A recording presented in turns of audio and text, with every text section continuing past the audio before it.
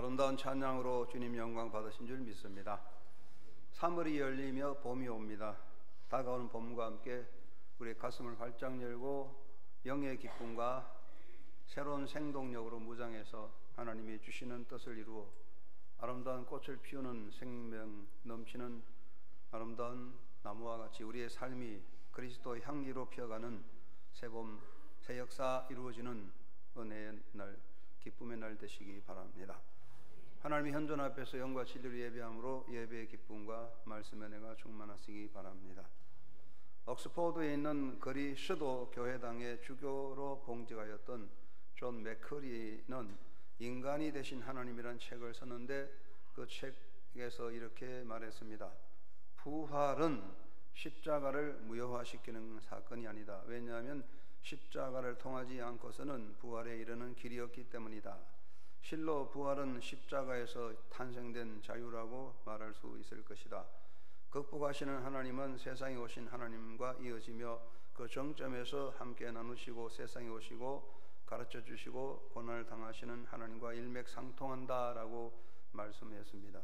존 맥커리의 말은 십자가와 부활 사건의 관계를 잘 연결하여 설명하는 말씀이라고 여겨집니다. 부활의 영광은 십자가의 고난이라는 과정을 통과함으로 도달하게 되는 영광이며 승리를 의미합니다. 십자가의 고난을 극복하는 자에게 부활의 영광이 주어진다 하는 뜻이 되겠습니다. 사도 바울은 로마서 8장 17절에서 그와 함께 영광을 받기 위하여 고난도 함께 받아야 할 것이라고 가르쳐 주셨습니다. 우리가 이 땅에 사는 성도들이 십자가의 고난이라는 우리의 삶의 짐을 지고 감으로써 영광스러운 영광의 날을 누리게 된다는 것입니다. 이 세상에서 살아가는 기독교인은 장차 성도가 받을 영광과 승리를 위해서는 이 세상에 거하는 동안에 고난의 과정을 통과하지 않을 수 없습니다. 믿음으로 사는 성도는 이 세상에 거하는 삶에서 고난을 회피하고 고난을 비껴가도록 기도하고 고난 자체를 회피하는 사람의 삶이 아니라 고난이 있을지라도 그 고난을 받아들이고 고난을 믿음으로 극복하는 사람이 되어야 한다는 것입니다. 성도는 어떠한 고난에 직면할지라도 도우시는 성령의 능력으로 그 고난을 능히 이기고 극복할 수 있는 영의 사람이 되어야 합니다. 이 세상에서 고난을 통과함으로써 하나님의 나라를 향해 나아가는 성도의 삶은 고난의 과정을 극복하고 가나안 땅에 들어가게 된 히브리 군중들의 모습과 같은 상황에 있다고 하겠습니다. 그러므로 우리가 오늘 이 시간에 히브리 군중들이 어떻게 광야길을 극복했는가, 하나님은 왜 이들에게 광야의 길을 주셨는가 하는 것을 생각해야 할 것입니다. 지난 주간에는 광야 생활의 4대 요소를 말씀드리는데, 광야 생활을 할 때는 첫째는 회막 중심의 제사가 있었고, 둘째는 만나를 먹는 은혜와 감사의 생활이 있었고, 셋째는 십계명을 받아 법도를 따라가는 삶이었고, 네 번째는 법궤를 앞세우는 하나님 우선주의의 삶이었다. 이 말씀을 드렸는데, 우리가 신앙생활할 때 항상 예배의 우선 중심이 되고, 하나님의 은혜로 사는 만나로 사는 은혜에 대한 감사 생활이 되고, 일용할 양식에 감사하는 생활이 되고, 셋째는 하나님의 법도를 따라 법도를 굳게 세우는 생활이고, 그리고 하나님 우선의 생활이 되어야 신앙생활이 형통하게 되고 아름다운 열매가 온다, 그 말씀을 드렸는데, 오늘은 히브리 광야길, 히브리 백성이 출애굽을 하고 광야 40년을 통하여 가나안 땅을 얻게 되는데, 그 광야 고난의 의미는 무엇인가, 왜 하나님은 이스라엘 백성들에게 광야길을 주셨느냐 하는 생각을 해보게 되는데, 광야의 고난, 이것은 우리에게 어떤 의미를 주고 있습니까? 이스라엘 백성들에게 주어진 광야의 길, 40년의 광야는 큰 고통이었습니다. 생활 환경의 고통이었다고 말할 수 있습니다. 낮에 비치는 뜨거운 태양의 열과 밤에 몰아오는 어두움과 추위, 그리고 몰아붙이는 모래바람, 잠시 쉴만한 나무 숲도 없고 시원한 시냇물이 흐르는 냇가도 물론 없는 끝없는 황야의 벌판, 생활 환경에 극악한 생활 환경의 고통이 그들에게 있었습니다. 그들은 먹고 마신 음식의 고통도 함께 가져야만 했습니다. 사막의 길에서 풍성한 떡에 싱싱한 과일과 시원한 생수를 구할 수는 없습니다. 그러므로 광야를 행군하는 사람들은 무엇보다 먹고 마실 음식으로 인하여 고통당하며 마실 물이 없어서 죽음을 당하기도 합니다. 히브리 군중들은 역시 광야길에서 싱싱한 과일과 고기와 마실 수 있는 신선한 생수를 구할 수 없었으므로 큰 고통을 당해야 했던 것입니다. 그리고 이들은 광야길에서 특별히 인간의 욕망, 탐욕이라는 것 때문에 많은 고통을 당합니다. 하나님께서는 이들에게 만나를 주셨는데 만나는 사람이 살아가는 모든 양식과 또 에너지로서 부족함이 없는 것입니다. 그러나 그들이 만나로 만족할 수 없었던 것은 인간이 가지고 있는 탐욕, 식욕의 문제입니다. 그들은 만나를 먹었지만은 광야에서도 풍성한 음식, 식탁을 생각하게 되었습니다. 신선한 야채, 맛있는 과일, 그리고 입으로 씹을 수 있는 고기를 생각하고 그것 때문에 그들은 고통당하고 그것을 먹지 못함으로 인하여 원망하고 불평하게 되는 것이었습니다. 여기에다가 외적인 침략이 또한 있었습니다. 광야길 자체가 고통이고 광야길은 가만히 있어도 힘들고 어려운데 외체적인 침략이 온다면 더 어려울 것입니다. 특별히 아말렉의 족속의 침략은 광야길을 가는 히브리에게 어마어마한 고통이 되었습니다. 행군 자체의 고통이 있는데 거기다가 외부의 침략, 외세의 침략이 있다면 그 광야길은 정말 죽음보다 더 어려운 힘든 역경이었던 것입니다. 히브리 군정들은 하나님의 크신 능력으로 애굽의 박해에서 억압에서 벗어나 자유를 얻었지만은 이들에게는 광야라고 하는 어마어마한 고난의 과정이 그들에게 놓여 있었습니다. 가나안 땅이라는 약속의 땅을 얻기까지는 이 광야의 고난의 길을 극복해야 하는 현실적인 과제였습니다. 이것은 또한 우리의 신앙생활도 마찬가지라고 생각합니다. 그러면 하나님께서 이 광야의 의미를 어떻게 담고 있습니까? 신명기 8장 2절에 보면 내 하나님 여호와께서 이 40년 동안에 너로 광야의 길을 걷게 하신 것을 기억하라 하고 말씀하시기 때문에 이 광야길은 인간의 실수나 우연이 된 것이 아니라 하나님의 섭리와 계획에 의해서 되어진 것이지요. 하나님께서 이스라엘 민족을 위해서 광야길을 예비해 놓았다는 것입니다. 그러므로 이 광야길은 결코 허송세월이 아니었고 그 속에 하나님의 뜻이 담겨 있었습니다. 그러면 왜 하나님은 이스라엘 민족을 광야의 40년의 고통을 그들에게 주시며 그 광야의 어려움을 이겨나게 했을까요? 성경적으로 보면 첫째는 이 광야는 연단, 훈련의 의미를 가지고 있습니다. 하나님은 광야길을 통해서 히브리 군중들을 연단하셔서 하나님의 백성 되게 하시는 것입니다. 애굽에 거주하던 히브리 사람들, 400년 동안 애굽에 거주하던 히브리 사람들은 이미 히브리 사람도 아니고 히브리 정신도 없고 그들은 하나의 노예 군종으로 전락했습니다. 서로 다투고 싸우고 단순히 입에 들어간 떡 하나 위해서 생명을 거는 그런 노예적인 근성에 사로잡혔습니다. 이러한 상태로서는 결코 가나안 땅에 들어가서 새 역사를 이룰 수 없습니다. 하나님은 히브리 군종을 광야길로 내몰아서 광야를 통하여 훈련하심으로써 하나님의 현존을 체험하고 하나님의 존재를 체험하게 하시고 하나님의 능력을 체험하게 하심으로써 하나님의 백성으로서의 긍지를 가지고 히브리 사람 결속된 한 히브리 사람들의 결속을 만들어 주게 됩니다. 이 광야길은 하나님의 훈련 과정이었습니다. 훈련을 통하여 히브리들은 비로소 하나님의 백성으로서 하나님의 나라를 향한 준비를 할 수 있었던 것이지요. 그리고 이 광야는 준비라는 중요한 의미를 가지고 있습니다. 아무리 새로운 역사가 일어나고 아무리 큰 역사가 일어날지라도 준비되지 않는 사람은 그것을 누릴 수가 없습니다. 준비된 자만이 하나님의 은총과 새 역사를 누릴 수가 있습니다. 애굽에서 살아가던 히브리 군중들은 이미 말씀드렸지만 400년 동안의 생활 속에 노예로 전락하고 노예 근성에 사로잡혔습니다. 이런 상태로서는 가나안 땅을 얻을 수 없고 가나안 땅에 들어간다 할지라도 결코 새 나라를 이룰 수가 없습니다. 그러면 하나님께서는 광야 40을 통하여 히브리를 훈련하시고 준비시킵니다. 이들이 애굽에서 벗어난 것 자유를 얻었지만 단지 몸으로만 애굽에서 벗어날 뿐이지 그들의 정신 상태는 그대로 노예였고 그들은 소수민족이며 오합지졸이었습니다. 하나님은 그들을 광야 40년을 통하여 준비시킵니다. 가나안 땅을 얻을 수 있는 백성으로 준비시킵니다. 이들은 광야의 고난을 경험하면서 가나안 땅을 얻을 수 있는 전투력을 양육하게 되고 광야 생활을 통해서 하나님의 계명을 따라 살면서 하나님의 말씀 중심의 하나님의 법도를 지키는 백성으로서의 삶을 살 수 있도록 준비하게 됩니다. 40년의 광야의 고난을 극복한 히브리 군중들은 이제 애굽을 떠날 때와 같은 오합지졸이 아니라 훈련된 한 사람 한 사람 강력한 그리스도의 군사 같은 모습으로 하나님의 백성으로서의 훈련된 사람들이 되었습니다. 여러분 잘 알겠지만 이들이 광야 생활을 통해서 하나님은 12지파를 모아서 하나의 민족 공동체로 결속하게 됩니다. 하나하나 흩어졌던 12지파가 하나의 연합체로 막 묶어지는 것이 광야 생활을 통하여 이루어진 것입니다. 하나님은 이 광야를 통해 이들을 훈련하시고 준비하셔서 가나안 땅에 새 역사를 이룰 수 있도록 만들어 가시는 겁니다. 그리고 세 번째 중요한 것은 정선입니다. 골라낸다는 것이죠. 농부가 농사를 지으면 곡식 중에서 쭉정이와 알곡이 있는데 그 쭉정이 속에서 알곡을 골라내서 그 알곡으로 곡간에 들이게 하는 것이죠. 이와 같이 하나님은 히브리 백성들을 광야 고난을 통하여 골라내셔서 과연 하나님의 사람이 누군가, 올바른 믿음의 사람이 누군가, 어떤 사람이 순종하고 어떤 사람이 정말 믿음으로 사는가를 하나님은 골라내신 것입니다. 광야를 떠난 모든 사람, 애굽을 떠난 모든 히브리가 전부 다 가나안 땅에 들어간 것은 아닙니다.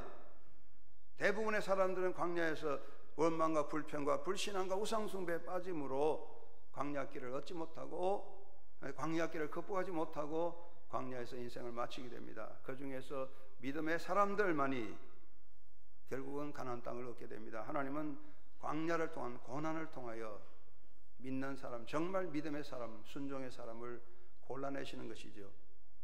알곡과 쭉정이를 골라내듯이 하나님께서는 고난의 길을 통하여 진실한 믿음의 사람들을 골라내고 계시는 것입니다. 이것은 오늘의 고난도 마찬가지라고 생각합니다. 우리가 이 세상의 고난을 통해서 하나님은 우리를 훈련하셔서 하나님의 백성이 되게 하고 우리 가운데 정말 알곡과 쭉정이가 어떤 것인지 믿음의 사람들을 바로 골라서 하늘나라 백성이 되게 하실 것입니다. 히브리 군중들이 걸어온 광야길, 40년의 광야길은 힘들고 어려웠습니다. 말로 설명할 수 없는, 정말 어떤 언어로 표현할 수 없는 고통들이 가득했습니다. 하나님은 그 고난을 통하여 이스라엘 민족을 훈련하고 준비하며 정선하셨는데, 그런데 여기에는 하나님의 엄청난 큰 목적이 있습니다. 광야길의 목적이 무엇입니까? 신명기 8장 16절을 이렇게 말합니다. 이는 다 너를 낮추시며 너를 시험하사 마침내 내게 복을 주려 하심이라. 이게 아주 아름다운 말이죠.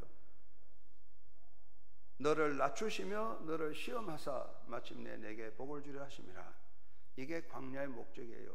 하나님은 광야를 통하여 고난의 길을 통해 이스라엘 민족을 훈련하고 준비하고 정선하셨는데, 이 목적을 무엇입니까?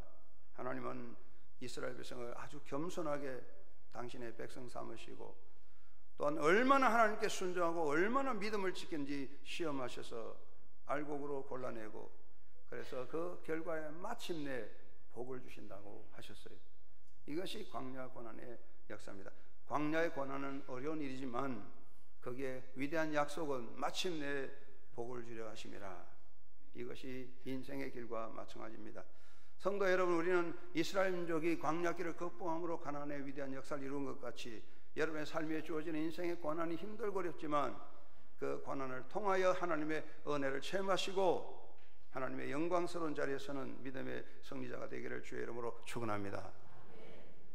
하나님의 목적, 광야를 통한 고난을 통한 하나님의 3대 목적이 무엇입니까? 첫째는 하나님은 광야의 고난을 통하여 히브리 군종을 낮추시고자 하셨다고 그랬어요. 낮추는 것은 겸손입니다. 하나님은 겸손한 자에게 복을 주시고 교만한 자를 치신다고 했습니다.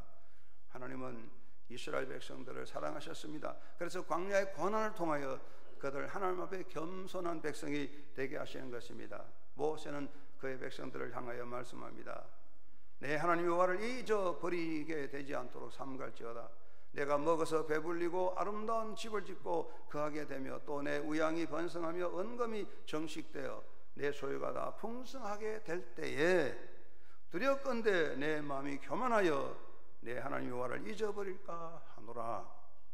사람은요, 자기 배가 부르고 자기 마음대로 되고 멋이 풍성하면 교만하게 돼서 하나님의 은혜보다는 자기 힘으로, 내 힘으로 다 된 것 같은 그런 오만에 빠질 수가 있습니다. 모세는 이스라엘 백성을 심히 걱정함으로써 가나안 땅을 얻게 되어 살아갈 때, 가나안 땅에 들어가서 새로운 역사를 이룰 때에 이 모든 것이 하나님의 은혜가 아니라 사람의 힘으로 된 것으로 착각하여 교만에 빠질까 심히 조심하라고 경고하고 있습니다.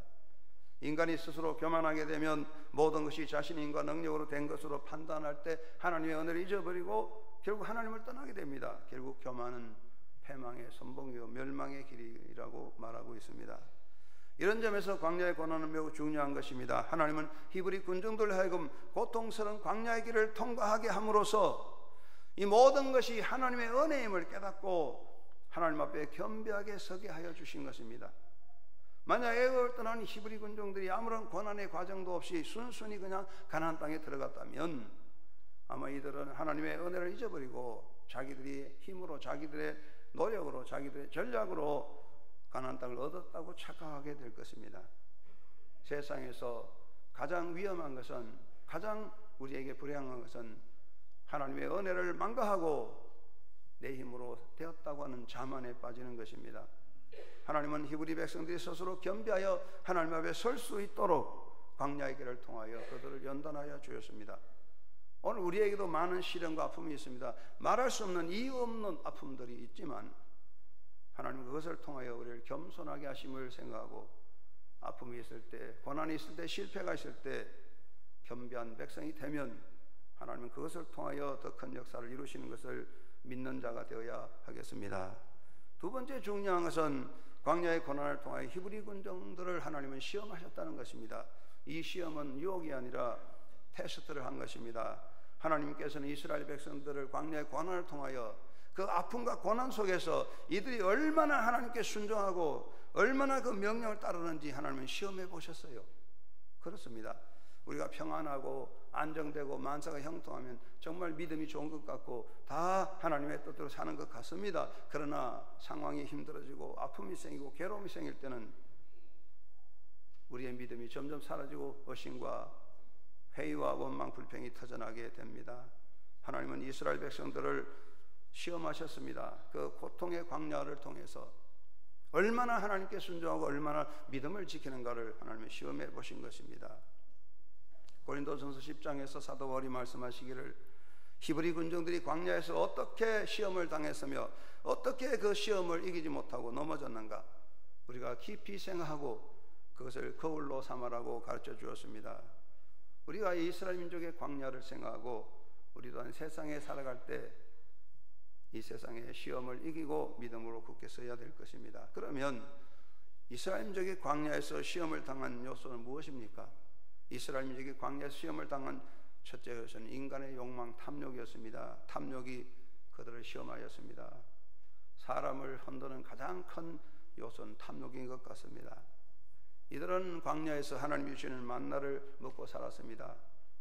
만나는 생활에 아무 어려움이 없는 영양이 풍요한 것이지만 그들은 만나로 만족하지 못합니다. 왜 그렇습니까? 욕망이 있습니다.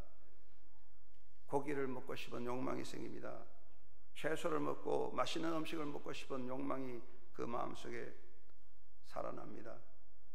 그래서 그들은 하나님을 향하여 감사하기보다는 만나를 먹으면서도 그 입에 원망과 불평이 떠나지 않았습니다. 이것이 하나님의 은혜를 잊어버린 결과지요. 그들은 무리바 물에서 불평을 터뜨렸고 메추라기 사건으로 불평을 터뜨렸습니다. 민수기 21장에서는 광야에서 원망 불평하다가 불뱀이 쏟아져 나와서 그들은 불뱀에 물려서 죽음을 당하게 됩니다. 그 모든 원인이 무엇입니까? 하나님은 때를 따라 만나를 주시고 먹을 것을 주셨지만 인간의 탐욕에 빠져서 원망 불평하게 됩니다. 그리고 가장 큰 시험은 육신의 정욕의 시험이 무엇입니까? 시기와 질투, 인간의 분쟁입니다.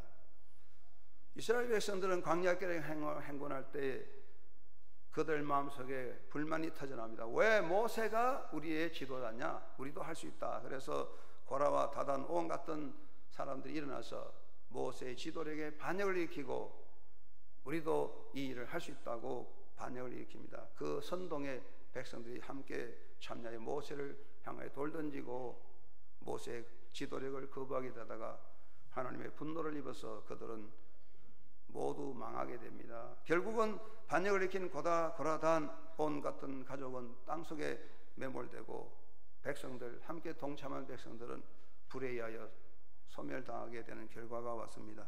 그것은 무엇입니까? 하나님의 주시는 권위를 부정하는 인간의 시기와 질투심이죠. 우리는 이 세상에 살아갈 때 세상에 살아갈 시기와 질투심이라는 인간의 탐욕 때문에 우리는 시험당할 수가 있습니다.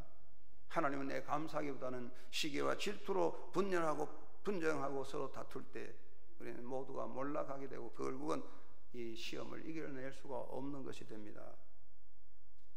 우리가 이 땅에 살 때 가장 큰 시험은 우리가 이 땅에 사는 동안에 우리가 탐욕이라는 것입니다. 우리의 탐욕을 잘 극복하지 않고는 시험을 이겨낼 수 없습니다. 그리고 또 한 가지는 히브리 군중들의 가장 큰 문제는 눈에 보이는 현실적인 상황이었습니다. 사람이 가장 약하게 되는 것은 눈에 보이는 현실적 상황인 것 같습니다. 우리가 믿음을 가지고 하나님을 바라본다 할지라도 하나님은 눈에 보이지 않기 때문에 눈에 보이는 현실 앞에 약하게 되고 눈에 보이는 현실의 장벽 앞에 절망하게 되고 눈에 보이는 현실적인 황금 앞에 약하게 되는 것이 인간인 것 같습니다. 히브리 군중도 또 그와 같았습니다. 모세가 행군 중에 바란 광야에서 12지파의 대표 12명을 뽑아서 가나안 땅을 정탐하게 했습니다. 이들은 40일 동안 가나안 땅을 정탐하고 돌아왔습니다. 12명 중에 10명이 보고합니다. 우리가 가나안 땅에 가봤는데 거기에는 거인들이 살고 있더라. 우리는 그들 앞에 메뚜기 같다. 절대로 우리는 가나안 땅에 들어갈 수 없다고 부정적으로 보고합니다. 온 백성들은 10명의 부정적 보고를 듣고 절망하게 빠집니다. 히브리들 가운데 선동이 일어났습니다. 요란이 일어났습니다. 모세랑 같이 돌 던지면서 우리가 죽으려고 여기 왔느냐, 애굽으로 돌아가자 하는 그런 선동이 일어나게 됩니다. 결국은 이 사건은 엄청난 비극이 되었습니다. 하나님께서 말씀하시기를 너희들이 40일 동안 가나안 땅을 정탐하여 하나님에 대하여 도전했으니 40년 동안 고난을 받을 것이다. 눈에 보이는 현실은 우리를 항상 미혹하고 있습니다. 눈에 보이는 현실과 눈에 보이는 황금이 우리를 미혹합니다. 히브리 군중들은 눈에 보이는 현실 앞에 불신앙을 가지고 하나님을 던지고 온 백성들이 그 불신앙에 동조함으로 엄청난 비극이 일어나게 되고 결국 거기에 동조했던 모든 사람들은 광야에서 모두 무덤을 만들고 가나안 땅을 얻지 못합니다. 우리가 이 땅에 살아갈 때 우리가 시험을 극복해야 되는 것은 눈에 보이는 현실입니다. 눈에 보이는 큰 장벽이, 눈에 보이는 큰 산이 우리를 가로막을 때 절망합니다. 눈에 보이는 어떤 현실적인 유혹이 우리를 넘어지게 하고 눈에 보이는 황금 덩어리가 우리를 넘어지게 할 때 우리의 믿음을 바로 지켜서 그 어려움을 눈에 보이는 장벽보다도 하나님의 손길을 붙잡는 올바른 신앙자가 되어야 하겠습니다. 그리고 히브리들이 광야에서 시험을 받는 가장 큰 한간은 우상 숭배였습니다. 언제나 우리는 우상에 빠져들 위험이 있습니다. 모세가 하나님의 명령을 받기 위해서 계명을 받으려고 시내산에 올라간 사이에 백성들은 그 자리에 모여서 자기들의 금폐물을 다 끌어모아 가지고 황금 송아지를 만들고 이것이 우리를 인도하는 신이라고 섬기며 광란의 축제를 벌였습니다. 종교 축제입니다. 이것이 바로 오늘 말한 축제의 근원이 됩니다. 하나님은 이들을 향해 분노하셨습니다. 결국은 그들이 황금 송아지를 만들고 축제를 벌리다가 하나님의 진노를 받았어요. 그들은 모두 소멸당하게 되었습니다. 우리가 이 땅에 살 때 우상이라는 굉장히 위험한 것입니다. 우리는 살아계신 하나님 외에는 다른 어떤 것도 우리 앞에 세워서는 안 된다고 하는 계명, 십계명을 기억해야 할 것입니다. 수많은 히브리 사람들은 고난의 과정을 극복하지 못하고 정말 안타깝게도 하나님의 약속한 가나안 땅을 얻지 못하고 광야길에서 무덤을 만들었습니다. 그것은 원망과 불평 때문이며 불신앙 때문이며 우상숭배 때문이었습니다. 하나님께서는 그들에게 분명히 가나안 땅을 약속해 주었지만 40년의 광야 고난의 길이 그들을 가로막아 버려서 결국은 많은 사람들은 가나안 땅을 얻지 못하고 광야길에서 인생을 마쳤습니다. 하나님은 약속의 모든 복을 우리에게 주시지만 우리가 신앙생활에 혹시라도 원망, 불평, 불신앙으로 우상숭배에 빠질까 우리는 조심해야 된다는 요소를 말씀해 주고 있습니다. 그리고 또 한 가지 중요한 목적, 광야의 가장 중요한 목적은 무엇입니까? 마침내 복을 주신다는 것입니다. 이것은 위대한 약속입니다. 그 광야길이 아무리 힘들고 그 광야길이 고통스러운 길일지라도 하나님은 마지막에 마침내 복을 주신다. 할렐루야. 우리 인생의 길이 힘들고 어려워도 마침내 복을 주시는 것이 하나님 뜻입니다. 오늘 본문은 말씀하십니다. 내가 너를 낮추고 내가 너를 시험하사 마침내 내게 복을 주려 하심이라. 하나님은 히브리를 고난 속에 광야길에 어려운 시련의 길에 내던졌지만 그 광야가 인생의 끝이 아니라 그 시련의 마지막에 마침내 네게 복을 주리라. 그들은 하나님의 약속대로 광야를 넘어 결국은 가나안 땅의 위대한 새 역사를 이루게 되었습니다. 사랑하는 성도 여러분, 우리가 오늘 이 땅에 살아갈 때 인생이 광야길까지 어렵고 힘들고 정말 남에게 말할 수 없는, 어떻게 설명할 수 없는 아픔들이 우리 삶 속에 함께 할지라도 그게 분명한 것은 마침내 복을 주시는 하나님의 은혜가 있습니다. 이 말씀은 위대한 것입니다. 마침내 내게 복을 주려 하심이라. 고난의 위대한 역사는 그 고난의 마지막에 하나님의 은혜가 임하는 마침내 복을 주시는 역사입니다. 이 하나님의 놀라운 약속을 믿으셔야 됩니다. 광야 고난의 위대한 목적은 고난의 마지막에 마침내 복을 주시는 것이 하나님의 목적이란 말이에요. 여러분의 삶 속의 목적이 무엇입니까? 인생의 고난의 길의 마지막에 마침내 복을 주시는 것이 하나님의 원대한 목적이라면 그 뜻을 깨닫고 고난을 이겨나가며 고난 속에서 주님을 바라보고 나아가는 믿음의 승리자가 되어야 할 줄로 믿습니다. 광야는 우리에게 힘든 것입니다. 광야의 고난을 통과해야 됩니다. 광야의 고난 없는 가나안 땅은 약속되지 않았습니다. 십자가를 짐으로 부활에 참여하듯 우리는 고난을 통하여 하나님이 원하시는 믿음의 사람, 정금 같은 믿음의 사람이 되고 담대한 그리스도의 군병이 되고 쭉정이가 아니라 알곡되어 하나님의 나라에 서임받을 수 있는 사람으로 되어지는 것이 광야의 고난을 통한 것입니다. 한영교회 성도 여러분 모두가 인생의 광야길을 극복하고 하나님 앞에 든든히 서는, 그래서 영광의 날을 이룰 수 있는 믿음의 성자가 되기를 주의 이름으로 축원합니다. 무엇보다 우리는 이 땅에 살 때 어떤 시험이든지 끝까지 극복하고 시험을 통과하는 성도가 되어야 하겠습니다. 아브라함은 하나님으로부터 오는 시험을 잘 통과함으로 그 약속을 받았습니다. 하나님은 아브라함에게 이삭을 바치라는 엄청난 시험을 했습니다. 아브라함은 믿음으로 그 시험을 받아들임으로 위대한 믿음의 조상이 되었어요. 우리가 많은 시험이 있을 때 그 시험을 이기는 자가 되어야 합니다. 우리가 시험을 통과하는 길은 무엇입니까? 원망과 불평에 빠지면 시험을 통과할 수 없습니다. 우리가 이 세상에 여러 가지 어려움을 당하고 힘들 때 우리가 마음속에 항상 원망과 불평이 터져나옵니다. 다른 사람에 대한 원망이 생기고 자기 자신의 원망이 생기고 하나님을 향하여 원망이 생깁니다. 나 자신에 대해서든지 다른 사람에 대해서든지 하나님에 대해서든지 우리 마음에 원망과 불평이 터져날 때에 하나님의 시험에 우리는 불합격될 수밖에 없습니다. 여러분, 우리 마음에 원망이 터지고 불평이 터질 때 원망 불평하다가 사막에서 무덤을 만든 이스라엘 백성을 생각하십시다.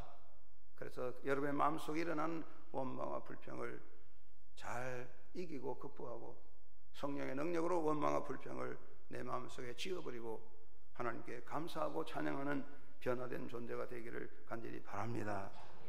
그리고 불신앙에 빠지면 시험을 통과할 수 없습니다. 무엇이 불신앙을 만듭니까? 눈에 보이는 현실입니다. 다시 말하지만 사람은 눈에 보이는 현실 앞에 약합니다. 눈에 보이는 큰 산이 우리를 가로막고 있을 때 우리는 낙심합니다. 눈에 보이는 장벽이 있으면 우리는 쉽게 무너집니다. 여러분, 눈에 보이는 현실 앞에 낙심해서는 안 됩니다. 큰 산아 내가 무엇이냐 평지가 되라고 말씀했지만은 우리가 그렇게 외치지만 큰 산이 가로막히면 우리는 그 산을 넘어가려는 생각보다는 먼저 절망하고 낙심하게 됩니다. 그것이 불신앙입니다. 우리가 우리의 마음에 불신앙이 생긴다면 그럴 때마다 하나님의 역사의 은혜를 망각하고 불신앙으로 낙심하다가 애굽으로 돌아가다가 외침으로 사막에서 무덤을 만든 히브리를 생각하십시다.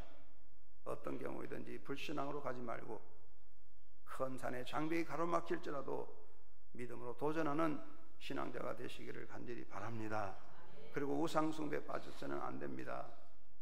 우상은 우리를 파멸시키는 것입니다. 무엇이 우상입니까? 이단 사이비 종교도 많지만은 가장 무서운 우상은 내 속에 있습니다. 나라고 하는 고집과 나라는 자기 욕심과 나라고 하는 아집과 나의 모든 욕망들이 우상이 됩니다. 나라는 우상이 가로막혀버리면 우리는 하나님의 은혜를 누릴 수 없습니다. 많은 사람들은 자기라는 우상에 가로막혀서 결국 죽음을 만드는 것이죠. 자기 자신을 우상화하지 말고 하나님 앞에 자기를 온전히 드려져서 사나 죽으나 주의 것입니다 고백하면서 주님을 따라간다면 오늘의 시련은 내일의 영광이 되고, 오늘의 아픔은 내일의 복이 되고, 오늘의 실패는 내일의 성공이 될 것입니다. 시험을 통과하는 사람이 되십시다. 시험에 낙심하여 떨어지지 말고 믿음으로 시험을 이기고 굳게 설 수 있는 예수 그리스도를 따라감으로 시험을 이기고 나아가는 승리자가 되기를 주의 이름으로 축원합니다. 그리고 나 찾아서 겸손해야 됩니다. 광야의 고난은 겸손을 주시는 것이었습니다. 모세가 말합니다.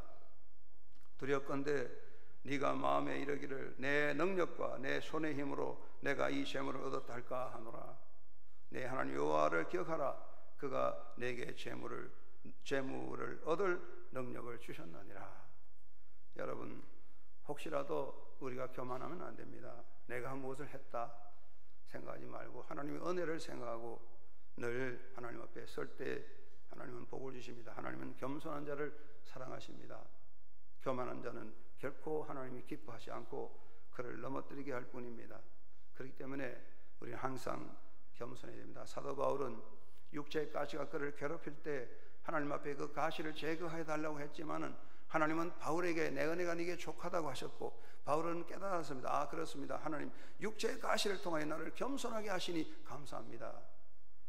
여러분, 아픔이 있습니까? 고통이 있습니까?